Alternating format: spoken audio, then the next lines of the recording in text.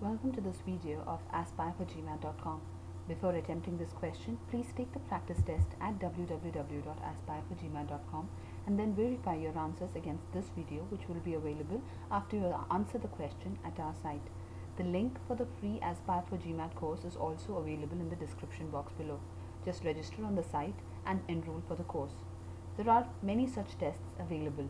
If you have any doubts or queries that you would like us to clarify, post in the GMAT forum and we will answer your questions.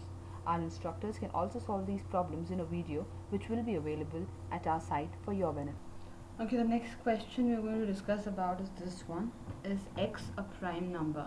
So a very simple, straightforward question, and it's asking for whether x is a prime number or not. Now the first option tells us that x is an even number, and second option tells us that x cannot be divided by any odd number other than 1. Now let's see how we're going to solve this problem. This is a very straightforward problem actually. This is one of those few problems that you can do immediately at first sight, but still we would like to pen this down, so let's see how we're going to work with this problem. So this is what the problem tells us. First, it's asking for whether x is prime. Now we do know from the first option that x is an even number, so it could be any even number. Say 2, 4, 6, 8, there are so many even numbers, so let x be equal to 2. If it's equal to 2, it actually is a prime number. But if it's equal to any other odd number, any other even number, say 4, 6, 8, 10, 12, whatever, it's not going to be prime because all of them are divisible by 2.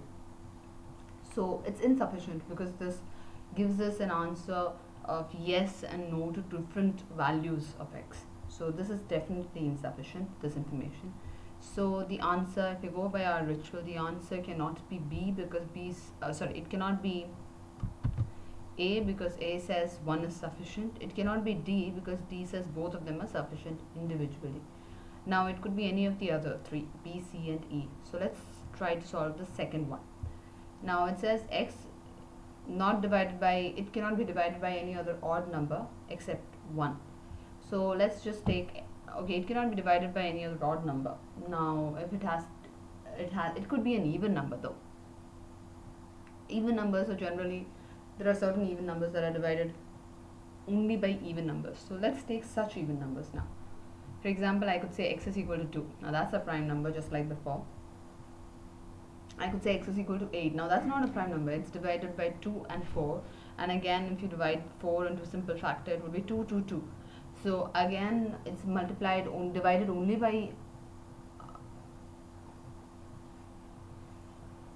even numbers. It's not divided by any other odd number other than 1, but still it is not prime. While this one is just not divided by any other odd number, while the first one, it's not divided by any other odd number other than 1, but it's still a prime number. So this one again gives us a prime and a non-prime answer. It gives us a yes and no answer. So this is definitely insufficient. So since this is insufficient, we know that the answer cannot be B because B says that 2 is right and 1 is wrong, and it could be any of the C and E, any of them. Now together, if we consider them together in the test cases itself, you will be able to see x is equal to 2 gives us a prime in both cases, and x is equal to 8 gives us a non-prime answer in both cases. So this is clearly insufficient again. So because of that, it cannot be C. C says that both of the options combined is sufficient, but that's not the case here. So it cannot be C. So the final answer has got to be E. That's the only option that's remaining.